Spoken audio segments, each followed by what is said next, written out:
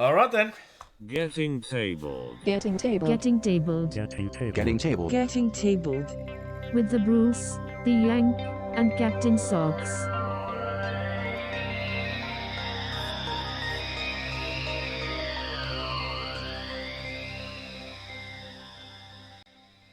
Hello, future people. Jason the Bruce here with Getting Tabled. We have no George today because apparently he feels that going out to buy 7 million dogs is more important than bringing his voice to you wonderful people. I am, however, joined by a man that looks like he just broke out of prison, Major Socks. I didn't break out of prison. You're wearing an orange t-shirt. I'm wearing a red one. It's orange red. Yes. George was off gallivanting in rundown motel. Yeah, a little bit. He got a really good deal on a hotel, and apparently is the only human that doesn't realise that that's a trap, because, well, cheap hotels are almost always traps. Yeah, exactly. So, George didn't learn this. I don't have my little headset. I've got my nice little PHR Steer here microphone. So thank you, Bruce. All hail the white sphere. That's right. You're welcome. Yes, that is a purchase that I made, not the podcast made. But if you would like to support us, we'd very much love for you to do that. Cheap plug for our Patreon. That, and I'm assuming we're going to talk about our new adventure. Yes, we will be talking about that. Speaking of, in today's episode, we are going to be covering the latest from Games Workshop. We've got some stuff coming from Necromunda, Aeronautica Imperialis, and a few other things. There's also a new hero coming out for the Black Templar. We have a look at 3rd edition for Wild West Exodus, which kind of came out of nowhere. I really wasn't expecting that so quickly. I finally thought it was probably worth looking at the Army Painters Air range. We've got some new bots coming, and a few other things that we'll leave as a bit of a teaser for later. Let's get started, shall we? Newly received or noteworthy information, especially about recent or important events. Alright, so we'll start off with Games Workshop, because, I don't know, I always seem to start off with Games Workshop for some reason. We always seem to, for some reason. Anyways. So, the first thing I thought I would cover, we've got a new set coming out for the... Now, I want to make sure I say this properly. Van Saar Augmex. Augmex is a really stupid made-up word. I mean, it's very clearly augmented and mech, but it just doesn't work together in my opinion. That's just my opinion. However, I kind of like the little spider robot guys. You're going to say the little cyber arachnids or whatever they call them. Yeah, I kind of like these. Even if they do look like they've been almost stolen directly out of Malifaux. The ones in Malifaux don't quite look that advanced. They're more steampunky, but robotic spiders is nothing new. It's kind of... It's a fairly standard scientific trope because people don't like spiders. Yeah. By the look of it, I think that the legs on these might actually be maneuverable, unless they're only posed in certain ways. I hope not. I'm hoping that you can actually choose how you pose those, because it looks like you actually have joints. Mm-hmm. I'd be kind of disappointed if those joints were just sculpts and not actual parts. But yeah, really nice looking Augmex. I hate the name. I'm sorry. Yeah, it's an odd conjunction between words. Yeah. Aeronautica Imperialis. We haven't actually seen anything from this for a while. I was actually starting to wonder if the game was still existing. It has been a while. So we're finally getting some releases for the Eldar. Sorry. Not the Eldar. The Asuriani. I'm sorry, but they're Eldar. Or Craft World, if you really want to. Suriani is another name that I'm not a fan of. But it is what it is. Gorgeous looking sculpts. These are kind of based on some very old sculpts at this point, but they're kind of timeless. I have to agree with a couple of other presenters when they say that you really don't need to update the look of the Eldar. It just works. It's something that was done right the first time. Never change it. Just do more things in that actual ilk, in my opinion anyway. They do, however, need to update some new kits. Mainly, we need a new bloody hand god. Give us a new bloody hand god. It's the most out-of-date model you have, looks-wise. And we've also got a bit of a focus that they did on that, which actually looks at the new 2-player starter set that's coming out. Actually, it will be up for pre-order at the time of recording, or it should be in Australia at least anyway. So you're getting a new set with the humans versus the Eldar. You're getting some dice and some tokens. They are also re-releasing the ground tokens, which is something that you could buy very early on last time and never got refulfilled once they sold out for some stupid reason. There really was no good reason for it. But they're re-releasing them. Hopefully they stay around this time. I wouldn't be holding my breath if I were you. This seems to be something that Games Workshop seem to want to create fear of missing out with. Which is, in my opinion, a very stupid idea. But it is what it is.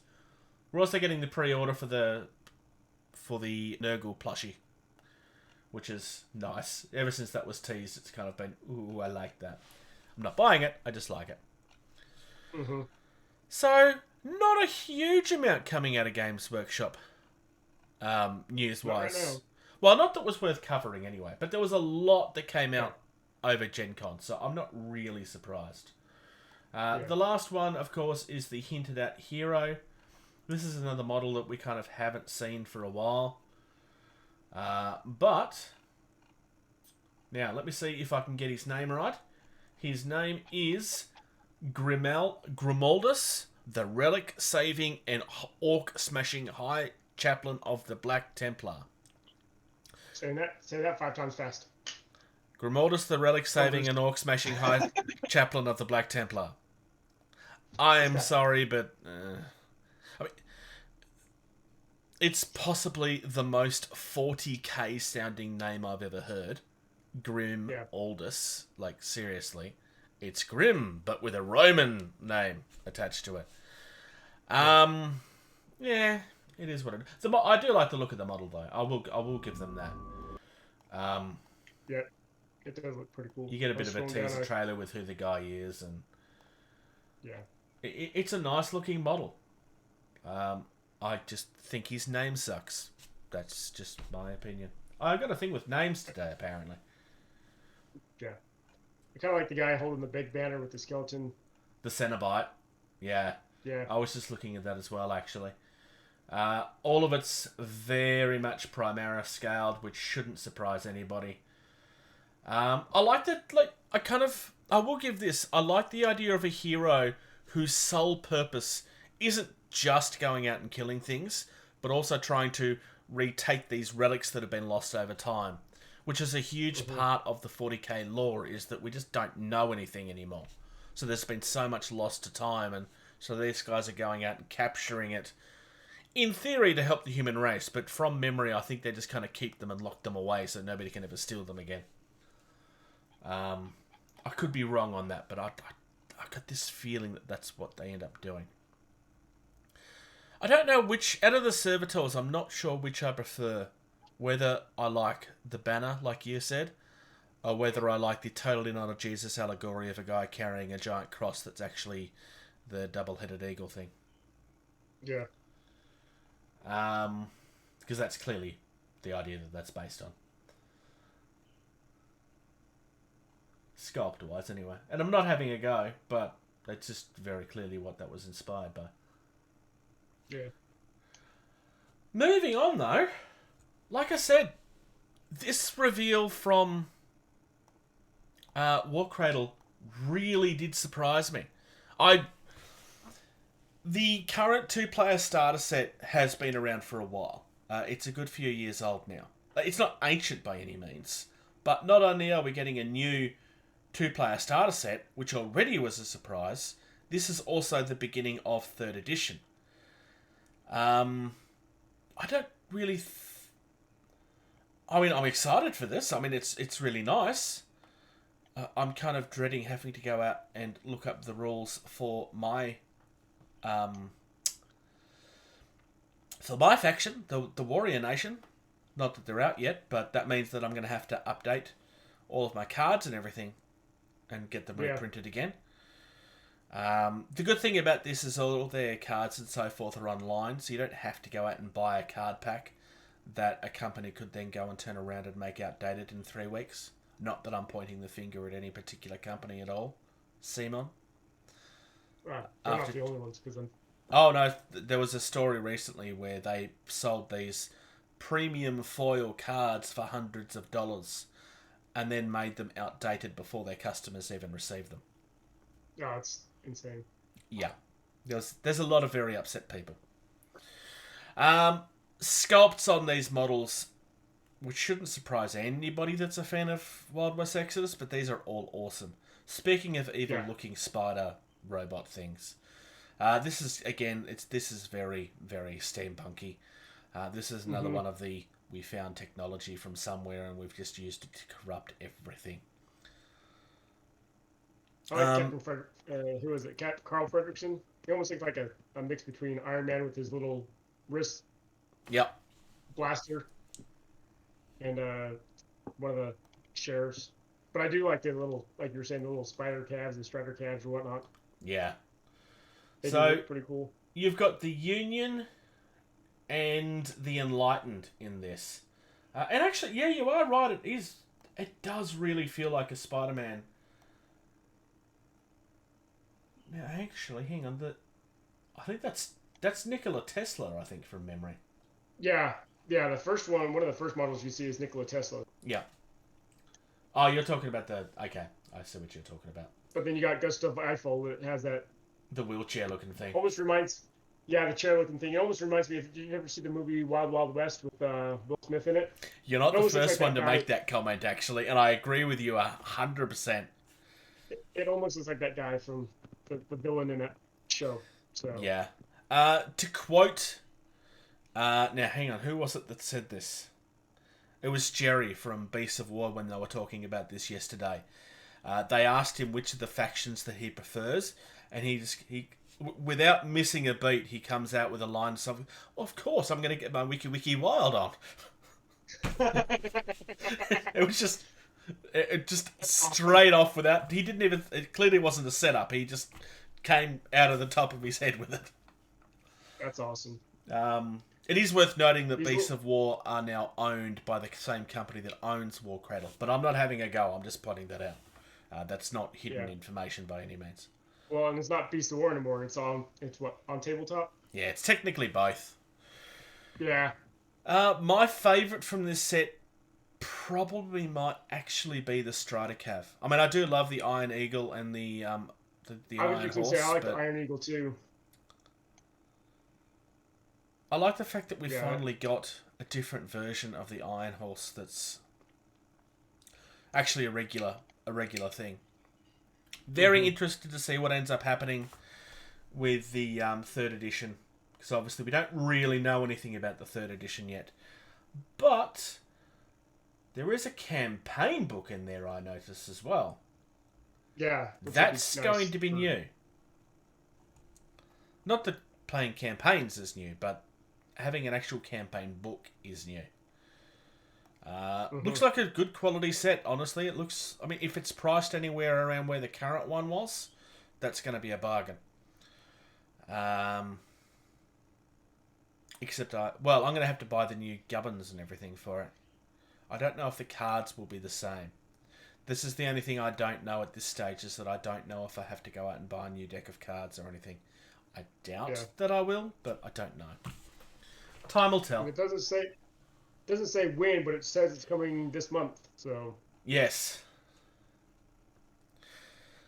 We will link the video for anybody that wants to have a look at it. As always, it's kind of the only source at this point. But moving on to a website that looks like it was built 30 years ago. I mean, don't get me wrong, Army Painter are a good company, but you need to update your website. Okay, so the fact that they're releasing an airbrush set is actually not entirely new. This has been hinted a good month and a half ago. And I've kind of skipped this off our news about 4 episodes in a row because we had so much to cover. But I've been wanting to talk about this for a while. When the previous starter set came out for Army Painter, I actually asked them if they was going to do a war paint set. So this is roughly 2 years ago now. And the response I got at the time was watch this space. And they've actually finally done it. Now, I'm not saying that they did it because I asked. I'm just stating that they clearly had been working on this at the time. And this proves it. People tend to either love Army Painter or not. It tends to be one of those, because it's one of the cheaper brands out there. So people tend to, I don't know. I actually do think Army Painter are a good company with some really good products. I am on record multiple times as saying that I still think they have the best washers on the market, bar none. I put them in front of Games Workshop and Vallejo in that sense with their washers, personally. That doesn't necessarily mean anything for the airbrush range. Generally speaking, their paints tend to be a little bit more watery than the others. But in saying that, at least you know what you're getting from Army Painter, where sometimes with Vallejo you can buy the same colour twice and get very different things out of it. Not always, but there is a few that are kind of like that. But you don't really have any massive lemons of their sets like you do with whites from Games Workshop, for example, which are just lemons and not worth touching. No idea quality-wise how this is going to turn out. I will be honest, I'm very, very tempted to try and get some of these. I have a whole heap of Badger paints at this stage, which are good, but I'd kind of like to experiment with what else is out there, and I'm not touching the Games Workshop stuff. It's just simply not worth it. And the Vallejo airbrush stuff can be good, but the range can also be very limited, depending on what you want to do. The range on this one is huge. So on screen at the moment, I've got just the starter set, which is just your usual starter set with your usual colours. There's nothing really shocking about that at all. But further down, you got a complete set with like 128 different colors. Yep. Now, the complete set is something that I probably would be suggesting that you don't want to buy unless you're like a commission painter or something, because you don't need that many colours. You just don't. Would we all love to have that many colours? I would love to have this box set. I'm not spending $500 on paints that I'm never going to use, though. No, agreed. This is local price. Yeah. The mega set is probably your smarter way to buy in. So you've got 126 paints in the complete set, as opposed to 50 in the mega set. Plus you've got 9 metallics and 1 fluoro. They've kind of set this up so that everything comes in sets of 3s. So everything has a highlight and the fine highlight. You don't necessarily need paints like that. I mean, mixing obviously is a thing that you can do, but some people, just for whatever reason, don't feel comfortable when it comes to mixing paints. I deliberately bought colours recently because I had a very specific paint scheme in mind and I didn't want to have to paint colours to get it. So I mixed colours to get it because I was doing a very light pastel-y type look. So I can definitely relate to how people feel on that. This is going to be something that's interesting. There's not really a lot out there at the moment when it comes to reviews. I'm very, very eager to have a look. I'm certainly not buying these at this stage, but I will probably be buying at least a couple to try them out at some stage. Like I said, I think the place to buy in here, if you wanted to buy a whole set, would be the Mega. I would not recommend a complete set. No, I agree. You don't have an airbrush, do you? I do and I don't. I have one. Have I used it much? No. Is it a good one or a crap one? I'm trying to remember what it is. I think it's a Pash. Oh, that's right. You bought the same one that... That's right. You bought it not long before you had to move. From England. Yeah. All right. Moving on to Bot War. So, Bot War have a set out at the moment. Now, depending on when you look at this, you will find either one of two prices. $199 is the American price, which it tends to be... It's weird, because it comes up at $199 for me at the moment, but if I go back and I open it up, it comes up as $290 something. And I don't know why the website's doing that. I think it might be a bug, because it's definitely not $199. It's showing $199 on me. Weird. Unless maybe he's reduced the cost of it. Okay. $199 makes this even more tempting than it already was. Okay. So, this is a limited edition set that's only on sale from the 1st of October until the 8th of October. These are things that will be available separately, but this is a specific deal for a specific time. It comes with 22 minis, one of which is 140mm tall, or 5.5 inches, for those that don't speak like the rest of the world. Some of these are multiples of the same thing, because it is one of those factions where you have choppers and turrets and so on and so forth. Everything is in a crimson resin. And if you're looking through the minis, you'll actually notice that there's two different versions of Ghost, because one of them is a promo version that you can only get as part of this set. So, continues to have a very 80s cartoon vibe. This is very much their own thing, though. Coils is what used to be called the Snake Corp. They changed the name of it for probably some obvious reasons. I do think Coils is a better name, personally. I'm very, very tempted by this. I have not purchased this yet. I'm not sure if I will or not. But I am very, very tempted by this. To the point where I've had people jokingly have a go at me about the fact that I haven't brought it yet. Because they're trying to tempt me into buying it. So this will all be resin. It's the crimson resin this time. Anthony has it so that every army is coming out with their own coloured resin, which I really like. We saw that with the purple on the Infestors that I brought recently. Yeah. But I'm a big fan of these. And some of this stuff is really nice and chunky. Conspiracy is the giant city killer. The one that's 140mm tall, or 5.5 inches tall. That is the biggest miniature they have in their range right now. Because he's not only tall, nice, but he's really wide as well. Yeah, he looks nice. Yeah, I'm a big fan. Like I said, I'm very, very tempted to buy this. It probably will end up happening. It's just a question of when it happens. It's not so much a matter of whether I'll be getting them. It's whether I'll be getting them with the deal, or whether I'll be waiting and then buying them separately and choosing to pay more later. The other thing that's probably worth pointing out, obviously I mentioned already that the promo version is a limited edition thing. Also, the crit dice that you receive with this set are limited edition as well. I haven't seen pictures of those yet, but you will only receive those dice with the set.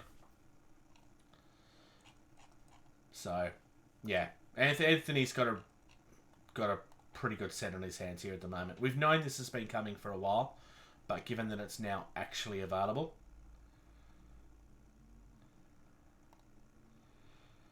Now, if I add that to my cart, it does come up at the 190 something. So clearly the website is playing up there somewhere. Yeah.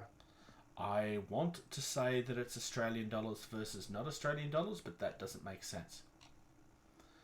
Because, quite frankly, it's nowhere near the difference. I don't know why there's an error there. Nor do I. Anthony, if you happen to come across this, you might want to look at that. I might have to point this out to him privately. Moving on, I thought we'd have a look at a couple of Kickstarters. You only put one on. So if there's two, you didn't put the link. No, that's right. I deleted the other one. That's all right. This one looks kind of weird. Yeah. Okay, so this is apparently based on a comic that I've never heard of, but I now instantly want to go out and find it. I really want to read this comic because it sounds really stuffed up. The premise behind it was intended. Yeah. Premise behind it, it's called The Stuff of Legend, the board game. And the premise behind it is some kid has been captured by the boogeyman from his closet, and his toy chest is going out to go save him. Yep. Pretty much. So, yeah, the toys step into the darkness to try and save their owner. And when they step into the darkness, they become real. So it's all like fed on imagination, this stuff. I really like this concept. I mean, I'm kind of disappointed that we don't see more of this sort of stuff. Because this is, let's be honest, this is Toy Story, but it's a screwed up version of Toy Story where everything's creepy. On the Kickstarter, one of the guys says, Daryl Andrews says, Toy private art, story, and gameplay are perfectly complementing each other. So yeah, you're exactly right. Yeah. Toy Story comes to life in a board game in a sense, but it's a cooperative game by just watching the video a little bit. It's like it's cooperative, but there's some kind of a twist where someone may turn over to the bad side or get captured the boogeyman, or I don't know. We'll have to see how. Yeah, so you can choose to have it so that one of the players is secretly working with the boogeyman all along, but the allegiances during the game will shift and change all the time. Mm-hmm. So if we were playing and you were the bad guy and me and George didn't know, at some point during the game, that would all change, and then potentially it's George who's the bad guy, and then we don't know. Because it changes and swaps around all the time. So it's one of those... Having a trader is obviously not a new thing in a board game, but I like the fact that if it's moving around, then you genuinely can't trust anyone. But I also like the fact that you don't have to do it, because not everybody likes that mechanic in a game. Agree. Some people really hate it because they can't lie very well. Other people hate it just because they feel really guilty about it. I do enjoy them, but it's got to be done right. I'm not going to lie, I'm insanely tempted by this. And when I say I'm insanely tempted to go with the one that comes with the minis. Because... I was going to say, the minis look... they look nice. Yeah. The boy marker and the boogeyman marker are already... You've got troopers. There's lost toys that are trying to attack you because you're the favourites that have forgotten about the lost toys. So they're sided with the bad guy because they've been forgotten by the little boy. Mm-hmm. The boogeyman version, which is the one with the minis, also comes with a metal coin instead of a plastic one. And then you've got all of your toys in their real life version. I love the fact that the jester, the pop-up clown thing, he's holding just 2 axes. Yeah, he's awesome. Looks kind of evil looking, even though he's supposed to be a fun little jester toy. He looks like he's evil. Oh yeah, just the way he's sculpted. And then you have the ballerina that's got pistols. Yeah, pistols. Yep. She still looks clockwork, which I kind of like. She does. Max is just all kinds of awesome. I reckon the weakest is probably Percy the pig. Yeah, I mean, I think it's based on his piggy bank, but I agree. It kind of looks like it's wooden on the back half and an actual pig on the front half. I do like the princess miniature too, with the Indian princess. Yes. Yeah. Kind of sneaking around. Yeah, I do like that. And I like the fact that everything in here feels like it actually means something. There's none of this... there's none of this, like, this one's cutesy and obviously not going to be a threat. Like, everything feels like it could do some damage. I mean, Monty only has symbols, so maybe, but he doesn't really... he doesn't look helpless.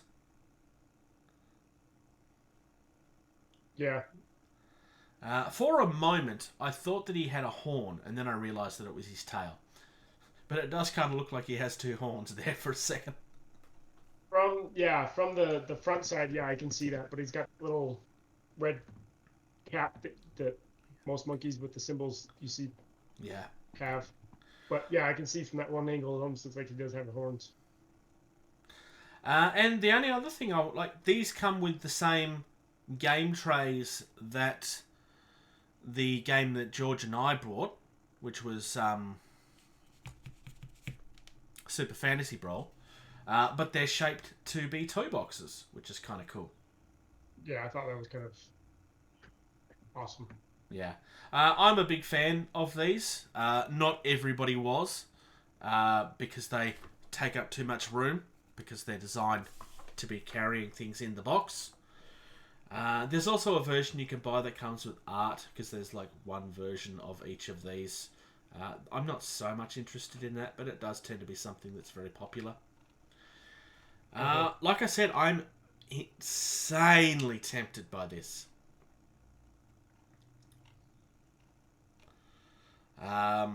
Like, very, very, very tempted.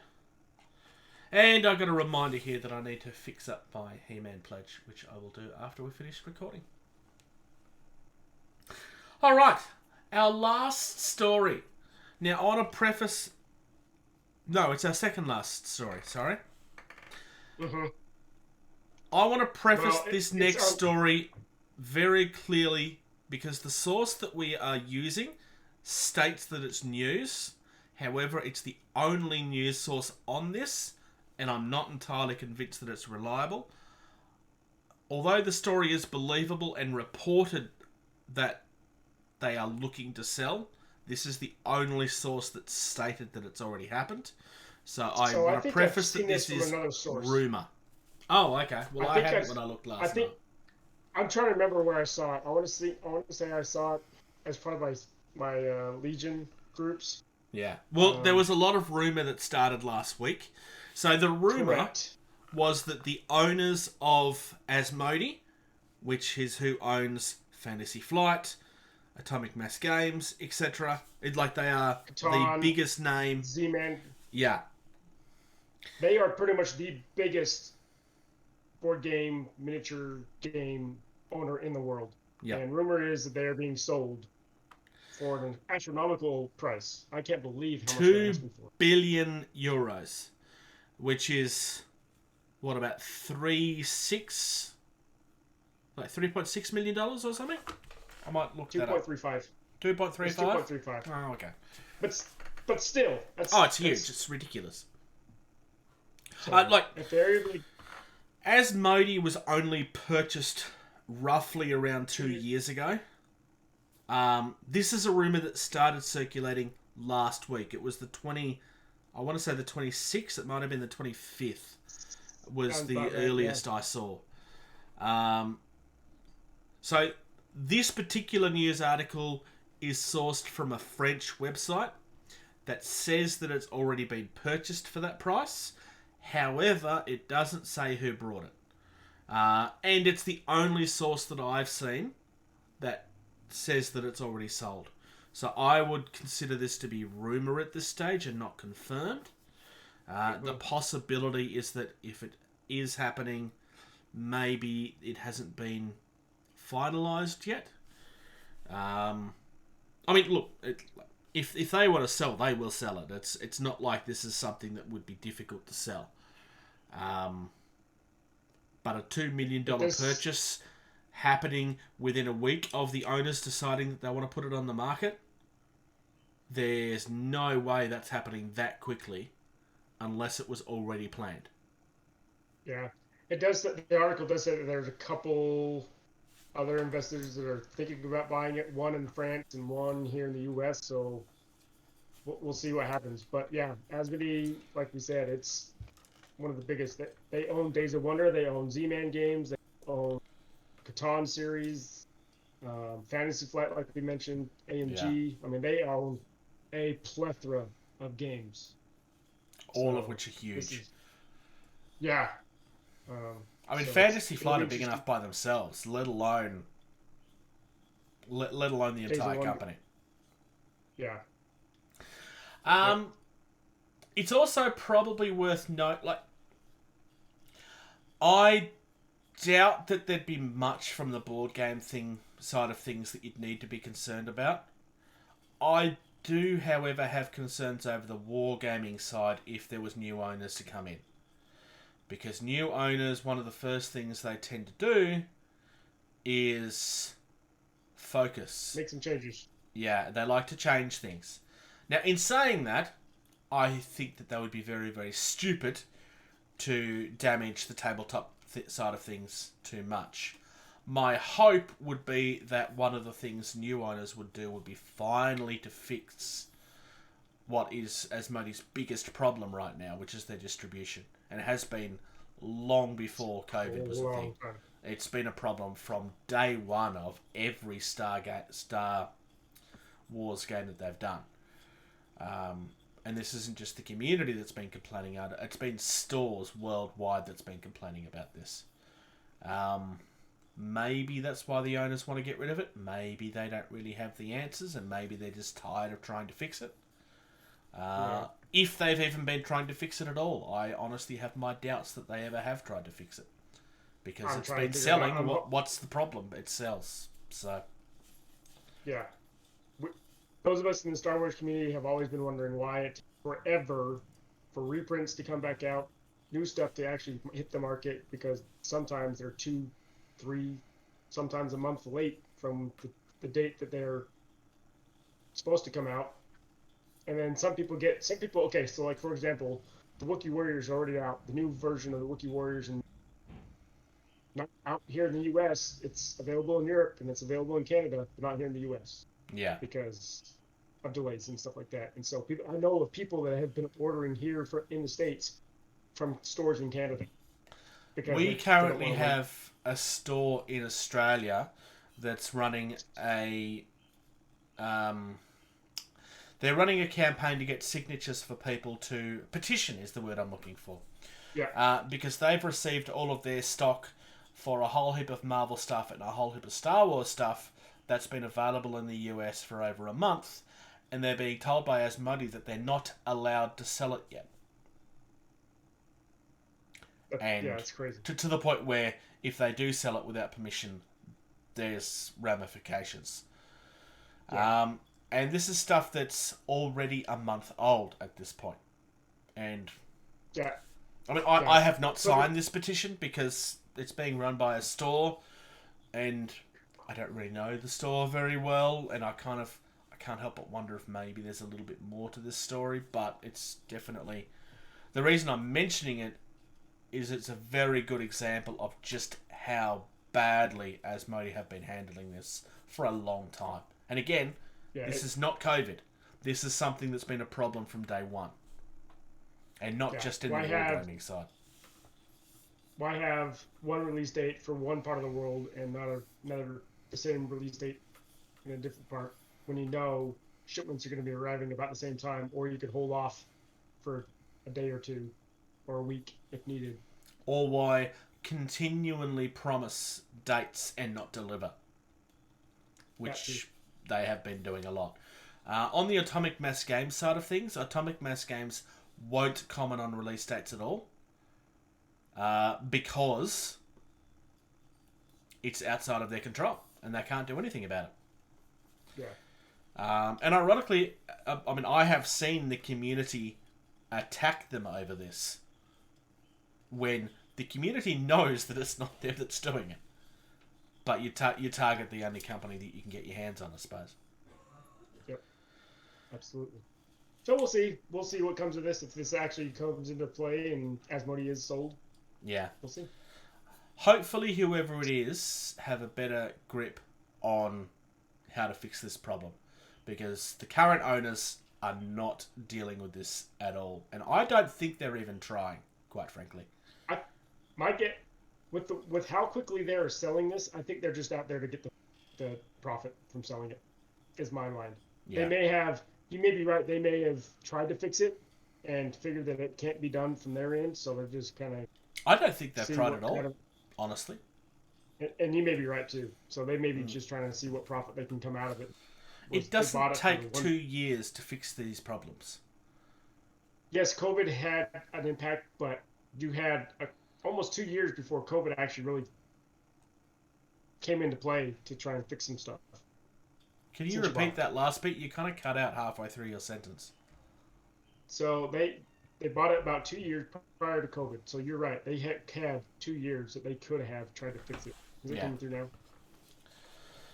So yeah, it's going to be interesting to see. The very last bit of... I just want to touch on this very, very briefly. There's a story that hit last weekend about a world record being broken. We didn't touch on it because it was our off week. So, I want to preface this by explaining my initial thoughts when I very first saw the news headlines. So I'm talking about the miniature that sold for $35,000. And my initial thought was, oh no, these guys are doing this in our market now as well. Because I had no idea who was involved in this at the time. And there'd been a story recently about a whole heap of auctions in the video game market that people had found evidence had been done fraudulently to boost the prices and get more profit out of things. Something happened very similar a few years ago in the coin collecting market and was responsible for that market essentially dying.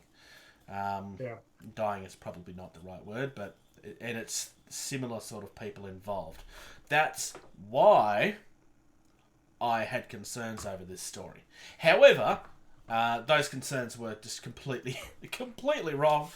It was actually being sold by a fairly well-known YouTuber, Squidmar Miniatures, and like fairly respectable too. I mean, this guy is fairly well known in the community, and he sold it on eBay, so there's no real thing that he can do as far as the control of it.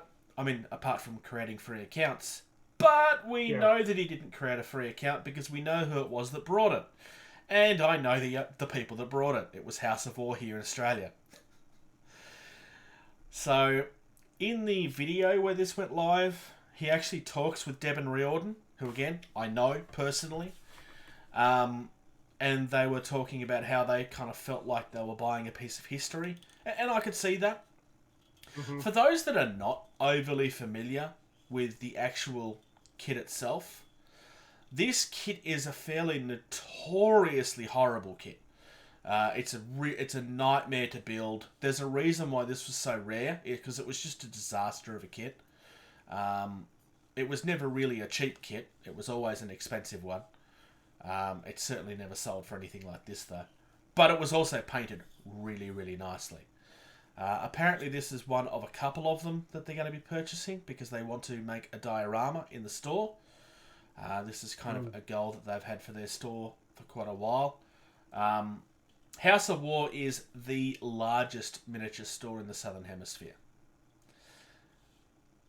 So not just Australia, the Southern Hemisphere. So it's currently sitting in what used to be a motorcycle sales store. So just to give you an idea of the sort of size that it is, Devon Riordan have kind of had big grand plans for that for a while, and so this goes kind of, it does feel within character. I haven't been to House of War for about 1.5 years at this point because COVID has kind of been a thing. I know that there's members out there in the community that have very strong opinions on this, one way or the other. I am not voicing an opinion on this quite deliberately. There's a reason I'm being very careful with the words that I choose to say. And why I'm specifically pointing out that I know the owners. All I can say is I was glad that this turned out to be a legitimate sale. And I mean, it's going to be here in Melbourne at a store that I can go and look at, and I can't really say personally that really excites me much. I mean, it'll be nice to see. Mm-hmm. But I suspect that there will be people within the 40k community that will be very excited to see this. I don't really have a strong feeling on it because it's not a miniature I've seen pictures of it, but it's not ever really been a miniature that I was like, oh, I really wish I could buy one of these one day. It's not like the Titans, and I'd never buy a Titan either. It's just one of those miniatures that I was never really looking at, even vaguely. But there are people where this would be a field dream, like an actual thing that they would really want. So, interesting to see. I'm very interested to see how they end up protecting this is going to be the big thing. Mm-hmm. Because given how much of a difficult kit it was to build, let's be honest, miniatures that are made of metal don't exactly hold together very well if you bump them. I'm hoping that at minimum this is going to be something that's locked behind a significant cabinet. Because obviously it's something that they want to display, but you don't want something like this sitting on one of those IKEA shelves. It will last 5 minutes. You want something that, in my opinion, you'll want something that's going to be on display, but very much secure. Because this will be something that's on display to the public, and not everybody in the public can be trusted. That's the only reservation I really have. It's nice that it's going into the public so that people could see it, but they're going to want to put some very serious thought into how they're going to protect this when it does. And I don't really know how they're going to. My thought would be is that you kind of approach it in a similar way to like jewellery stores and that do, with like the thick glass enclosures and stuff. That wouldn't be cheap, but this is not a cheap item, so that would be the way that I would approach it. Mainly because I can't think of a better way. Mm-hmm. That's my thought.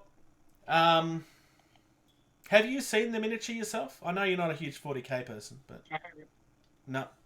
It's a giant spaceship. It's huge. Okay. We have aiming for the indie, which is that one. Indie. Definition. Independent. Type. Slang word. Jargon. Alright, I might go over this one a little bit quickly because that last story went on much longer than the couple of seconds that I was going to give to it. Oh, excuse me. Tabletop World. Tabletop World sell diorama levels of kits. No, these are not diorama. Wait. These are all resin.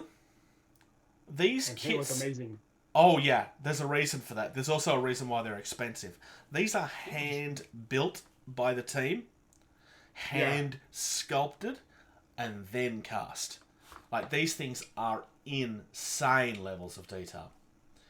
I'm just going to open up the cottage just for the moment. Just to give you a look at the sort of detail that we're looking at here. Like, this isn't some cheap plastic kit. This is hand-sculpted levels of detail. It's insane. What is not always shown is that the internals are all sculpted as well. You need to scroll down to see that in the cottage. Obviously, these are things that you need to be painted. Because these things have such detail, House of War brought a lot of these kits very early on for their tables and quickly took them off the tables and kept them on display instead because resin has a thing of being fragile. These are definitely not easy kits to paint.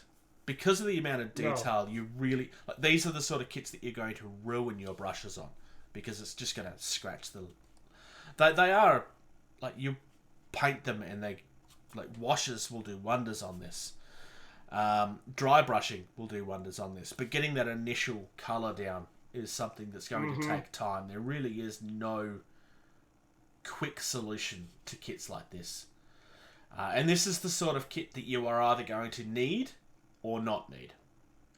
I honestly can't tell you which ones. I know I've definitely seen the Merchant House, and I've seen one of the cottages and the townhouse.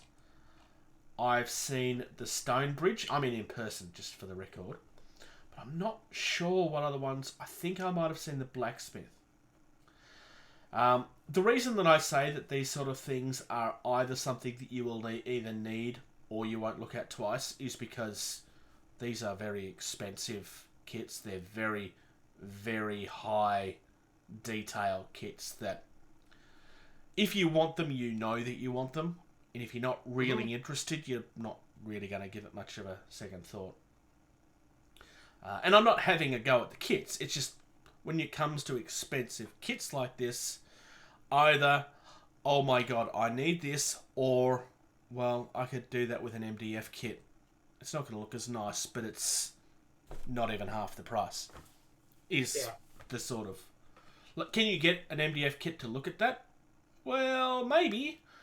But you'd probably have to redo the entire kit and green stuff over the top of it. You could do it, but I don't think it would be worth trying to do it, but you could. No, that Wizard Tower looks awesome. Yes, I am a big fan of that Wizard Tower. I love the fact that they have an outhouse. That's just hilarious. That's on page 2. Yeah.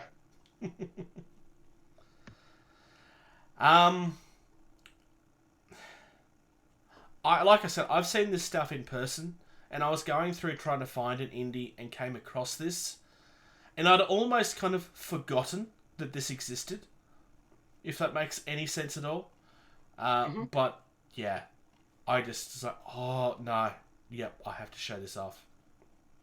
Which one? No, I meant the company itself. Oh, the company itself, yeah. Yeah. I mean, I like all the walls, all the town walls, and just how detailed they are. Yeah. And the aspect that you could build like a huge stone-walled city with all the towers and the gate and just the level of detail that you could have with it. It just my favourite might be... Is it the Wizard Tower? I really like the Monument, ironically, which is probably one of the more simple Monument ones. looks pretty nice too. Yeah, that Monument. The only issue I have with the walls is that you would have to buy a lot of it. Yes, that's the only problem. Yeah, the town gate is possibly one of the most impressive miniatures that I've ever seen. But at €250, I don't think I want to sit here and say it's my favourite. Yeah. I'm not saying it's not worth it.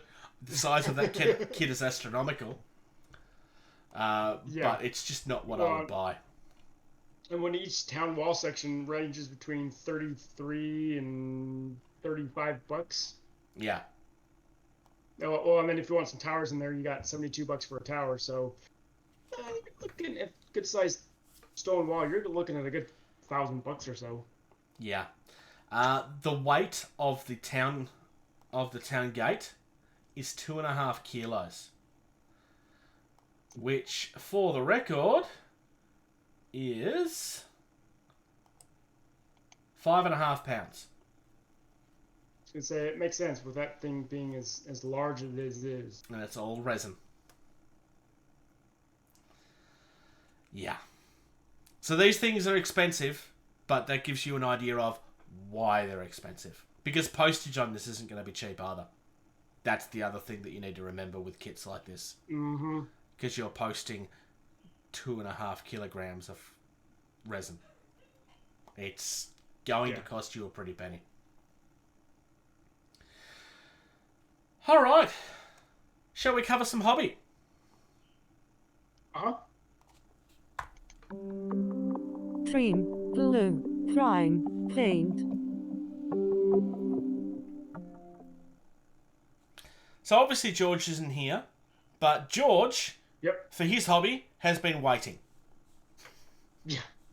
That's pretty much all he's been doing. He's been either waiting to leave, waiting for things to arrive, or waiting in a hotel that looks like it's falling apart.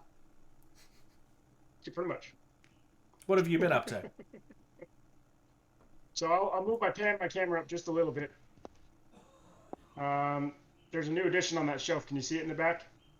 I see something beside the satellite. Right next to the satellite. Yep. Right next to the.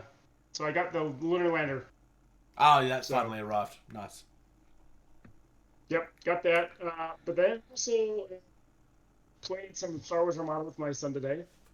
He enjoyed it. Nice. And then played a game at the local store and won on the very last turn with my Legion game. Only because I had an ATST guarding 2 capture points that he needed to capture at the end of the game. So, yeah, that's been about my hobby. So you've been bullying Hopefully your children, this week basically. yeah. Hopefully this next 2 weeks I'll get some paint out. Now that things are starting to settle down around here in the house. Now that we're finally settling in. Yeah. So people that are following our YouTube channel closely probably already know what I'm up to, although I kind of hinted at what I was going to be up to last episode anyway. I've been working pretty heavily on my Conquest content. Mainly trying to get all of the unboxing stuff done as early in the month as I can, so that I can build them and then start working on the paint thing, because if I want to do painting tutorials or a guide on how I got the look that I did, I need as much time to work that out as I can if I want to do all of it in October. So I've finished the last of the unboxings now. I have started building some of the kits. So I started building the Raptor Riders, which... Nice. Are they on the screen? Oh, they're over here, but you can't really see them. But it's orcs on dinosaurs. What's not to love about that? I've been having some frustrations with my Ender 3. I did manage to get my Ender 3 so that I could get my little cube done. And I've got a little benchy done. But then when I tried to do anything more than that, it just kind of didn't even vaguely work. And that's kind of been something that I've kind of put to the side and not gone back to at this stage. My bed is just not leveled properly still. Because these were done in the very, very centre, and that's why they worked. And obviously the moment that it's trying to go out further, it's just not working. Missed a line or something. Leveling the bed on 3D printers is pretty much the most frustrating part of it, and something that takes practice from what I understand. To a large extent, I've just kind of slid that into the too hard pile for the moment, because I don't really have the time to dedicate towards it. I mean, even this afternoon, any time that I do have will be dedicated to editing this and getting this uploaded, but then I've got a D&D game this afternoon, so I don't even really have a lot of time for that. So my Ender at this stage is money that I've spent on something that I can't use, which is why I'm saying that it's frustrating me. What I might end up having to do is, when we get out of lockdown, I might have to look at getting somebody to come over and actually help me that has more experience in it. Not part of it's out of laziness, I guess, but it's just because it's one of those things that I keep on... I could spend a lot of time on it, but the more time I spend on it, the more frustrated I'm going to get. And I want this thing to work. I know that once it's done, the tuning and stuff will get easier, because it's not... I don't have to do all of it all at once. I don't know. It's just... Maybe I'm making it harder than I need to. I don't know. It's just one of those things. The ironic thing is that resin printers were supposed to be so much more difficult, but I had none of these problems with my resin printer at all. I mean, yes, I had to level it, but it was so much easier. Mm-hmm. I just did the paper trick, and it's just worked ever since. So I didn't really have... this has been so much harder. These are the only successful prints I've had. And this is supposed to be easier. Maybe people just say that it's easier because they've been doing it longer. And then resin was a learning curve because it was a new way of doing things and it all worked upside down. I don't know. Just my thought on the matter. Yeah. Game talk? Game talk. Talk nerdy to me. I don't know why I'm doing this. Alright. We're moving back to Dropzone Commander this week. Or this fortnight. And we are finally getting to the Shaltari HQ. If it'll open for me. Which has changed since... Yeah, which has changed since I last played Dropzone. Because my coyote is... I thought he was around here somewhere, but he's not part of the actual command group anymore. Was that a character? No, it wasn't. It was a court... not the coyote. Was it the coyote? I can't even remember now. It's been that long since I played Shaltari Dropzone.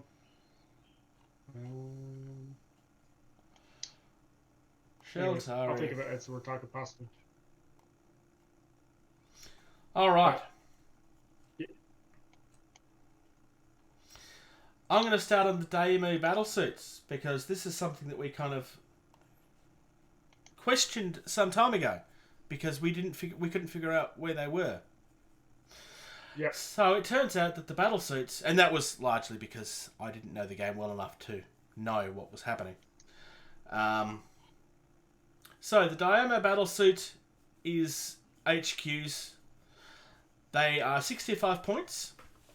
They got a move of 3 inches. They have active countermeasures. What's the P5 plus part there? That's passive countermeasure. Oh, okay. So they have passive countermeasures as well. Yeah. So they have active, but they also get... It's almost like drop fleets, the shields that the Shaltari have.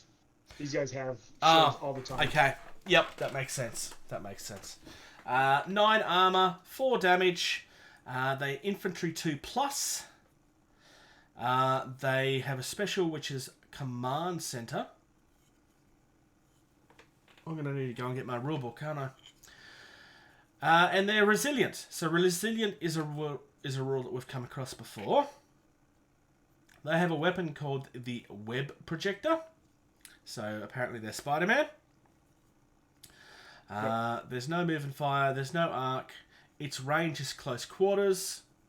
So its range is close quarters on both. You got 4 shots. There's no accuracy because I guess it's a close quarter weapon. It costs. It's got 3 energy. Teleport web and reduced -1. They've also got a couple of special rules down the bottom here, which I'll go through before I go to find the command center rule. Nano Gateway. Instead of making a movement action, this squad may immediately go into holding. Any held objectives are dropped before the squad is put into holding. So they are carrying around a teleporter with them, essentially. Yep. Warband. At the start of the game, before deployment, this unit may join any other squad of Shaltari infantry. For all purposes, it's treated as a part of the squad and battle group. Taking on their Category 2, although a commander may still be mounted in it due to its command center special rule. Okay, so there we go. That's what this commander special rule is that it allows a commander to be mounted into it. The web projector. When this weapon deals damage, instead of causing damage, you may place the target squad in coherency outside of the garrison within 2 inches of a wall. So it's literally a web that's sticking people to things. They've also got the Warsuit special rule. This unit's active countermeasure only take effect against weapons of energy 6 or less. In addition, re-roll successful collateral damage hits against the unit. So, there's quite a bit going on there. Yeah. And just taking a look at the picture, just in case anybody was confused as to why they have a teleporter on them, there's actually a gate on the mini itself. So that shouldn't have really been of any surprise. Do you want to cover the Lynx? Yep. So the next one is the Lynx Chief Strider. It's 100 points and a squad size of 1. 4-inch move, active countermeasures as well, 3+, 14 armor, 4 damage, and it's a walker type. It has twin Goth cannons for its weapons, front side for the arcs. Range full is infinite, and range countered is 24 inches. Has 1 shot, 2 accuracy, energy 10, and has strafe of 2. And then Clairvoyance is one of its special rules. When drawing command cards, to your highest command value and discard 1 of your choice from your hand. So in other words, when you're drawing command cards, if you have a commander rating of 5, you're going to draw 6, but then discard 1. You can eject if this unit is destroyed. Roll a 4 dice. Lewis, what's up with that? Roll a 4 dice. I'm guessing it's meant to be a roll of 4 or higher. That would be my guess. Yeah, that would be my guess. Place the command module within that many inches, 8 inches above the ground level. The command module is best represented by the turret top of the Lynx or a small token. If there is a commander in this unit, it survives. The command module is counted as the same battle group as this unit. So, and then for the command module itself, once it's been ejected, it has 0 movement, active countermeasures, passive 3+ as well, armor 11, 1 damage, and the tank. So, pretty cool special rule that if your commander is destroyed, you can still try and, or the War Strider itself is destroyed, you can try and eject and save your commander. Yeah, I kind of like that idea.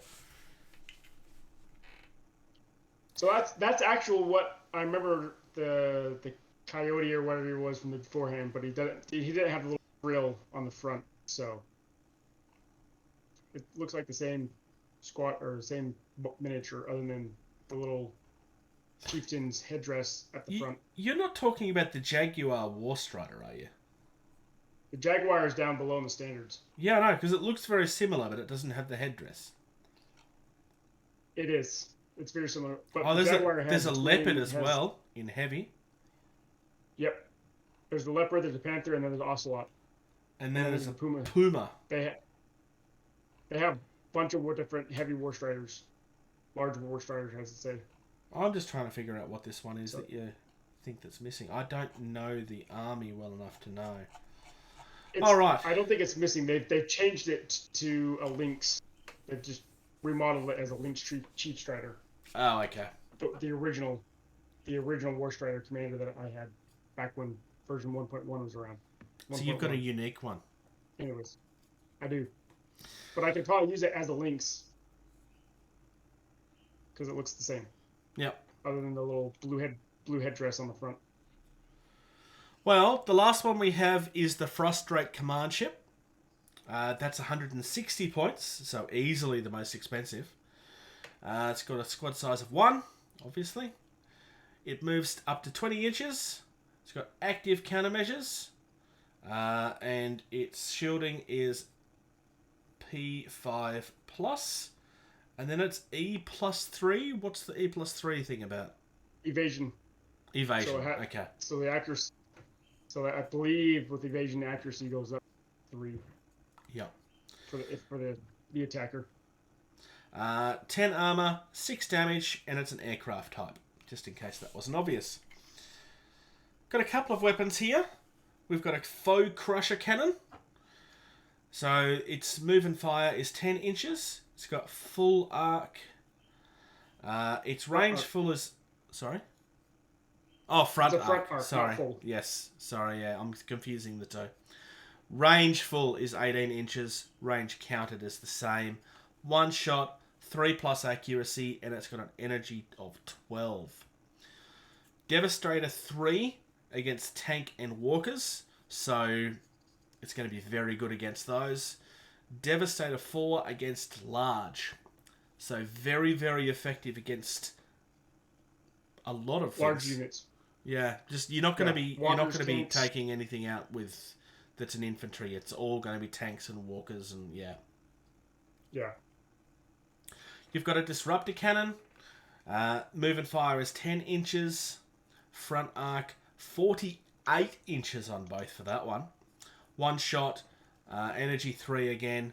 This one's got 8 energy, and it's an area attack, so it's going to be a template, I assume is what that is. Yep. And finally, dragon cannon.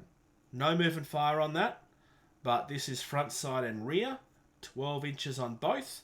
12 shots. Accuracy of 3+, 6 energy, and it's cover body soft. Do you know what the cover special rule is? So this one will be good at taking out infantry that are hiding behind. Body cover is... I'm trying to remember the rules. It's been so long since I played. But I know it affects primarily infantry units if they're hiding in buildings and stuff like that. So this one doesn't lose... we'll have to look at the rules. I'll pull the rules up and we can look at them. It sounds like it's... Yeah, while you're doing that, it sounds like it's... basically where you'd normally be safe from things like this inside certain types of cover. This just works around it, essentially. While you're looking that up, the disruption cannon. If the target of this weapon is within 24 inches, increase its energy by 2. If the target is within 12 inches, instead increase the energy by 4. Oh, that disruptor cannon's nasty. That's very nasty, potentially. And I think it's worth saying that that's the best looking of them, in my opinion. Yeah. And I mean by a significant margin. Not that any of them really look bad, but that's easily the best looking out of the HQ. Depending on that cover rule, I think it might be my favourite too. So body cover, according to the hardbound book, so it may have changed in the new stuff from TT Combat. Yeah. But the body cover provides physical protection behind which infantry can take cover. Any infantry bases directly behind it or in it gain a +1 to the roll required to damage against them up to a maximum of 6+. So directly behind is defined as any part of the infantry base being within 1 inch of the feature, where the feature obscures 50% or more of the infantry base. So in other words, the accuracy goes up by 1. The dragon cannon negates that. Okay. Soft cover provides no. You found something different? No. I was going to read that, but you've already got it. Soft cover provides no physical protection, but it can obscure a target, making it more... Oh, so soft cover does the accuracy. So, anyone firing against... Go ahead. Targets in or within 1 inch of soft cover impart a +2 penalty to accuracy rolls on weapons firing at them, providing the soft cover is between them and the shooter. So... Yeah, so soft... As opposed to the other one that's very clearly barricades and stuff. This is more trees and things like that. Yeah, soft cover is the accuracy. Body cover is when you're trying to inflict damage. That's what it is. So... Cool. And either way, it negates it. So, yeah. Yeah. Okay. I think we're pretty safe in saying, like, again, there's not really any bad here, but I think the Shaltari Command ship is, as it should have been, the most powerful. I mean, it's the most expensive too. So, but with those cannons, there's very few situations in the game where you wouldn't want to go that way. I do like the Lynx Chief Strider ability to kind of, pull one out of itself if things go wrong. Yeah. and it's pretty much a 50-50 chance that you'll still get to keep it with a 4+, assuming that it is a 4+ and not you have to roll a 4. Lewis, it's probably worth noting that the wording on that needs to be fixed, because as it's written, it doesn't actually make sense. Nope. So, there we are. We've finally got to the end of the HQ for the game. No, we've still got Resistance to go. Yes. But otherwise... At the apex of forthcoming things. Alright, so upcoming events. Alright, only a couple. The Dropzone Commander Community Space Station Building Competition is still going on. Just a reminder that you need to finish your submission before the 16th of October. This is for those that have already entered. If you haven't entered by now, it's too late. Spiel Essen is happening in Germany, at least at time of recording, as far as I understand. That is from the 14th till the 17th of October. So that's the day after my birthday. It's unlikely we'll get any super news out of that. Normally, Essen Spiel is more of a demo and bringing people into the game as opposed to new information type stuff. But you never know. Yeah. We'll look. Yeah. All right. So, watch Prepare for Conquest. October, for me personally, is a month where I'm concentrating on Conquest. This is a new game that I'm entering. For those that don't know, the reason I ventured into this game now is because I started a new job where I'm now working 9 to 5. Yay! I'm now working 9 to 5, which means I'm not constantly exhausted. These guys know how much I've been struggling with my previous job. I've had no time to myself. When I did, I was having to fight a schedule that was never reliable. It was very difficult to be reliable outside of work. We kind of got lucky over the last 12 months. Most things were able to line up. We did. As a way of rewarding myself, I chose to invest in a new game that had gotten me excited. In fact, I've invested in 2 new games, but the other one's not here yet. But Conquest is what I'm concentrating on personally for October. It doesn't mean you won't see other stuff from the channel. It's just this is what the focus is for the month of October. We are also an affiliate for Parabellum.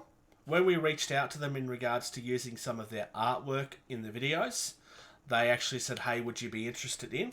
Basically what that means is if you follow the links that we will provide you and use the discount code GETTINGTABLED, like literally just getting tabled, no spaces, you'll get 10% off your order from the e-store. We get a small commission back on that as well to help out the channel.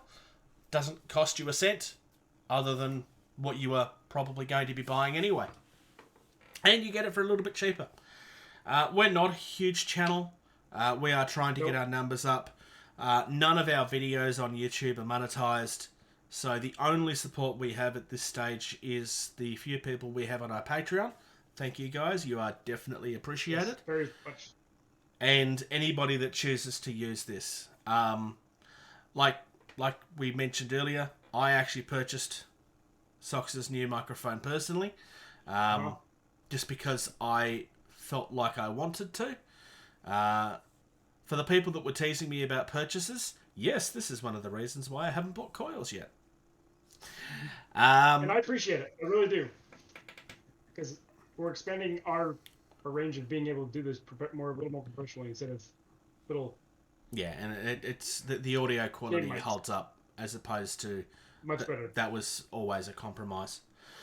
And look, we definitely have further goals. We want to help get Major Socks, updated so that he can actually do like unboxings and that sort of stuff as well, which is outside of his wheelhouse of possibilities right now.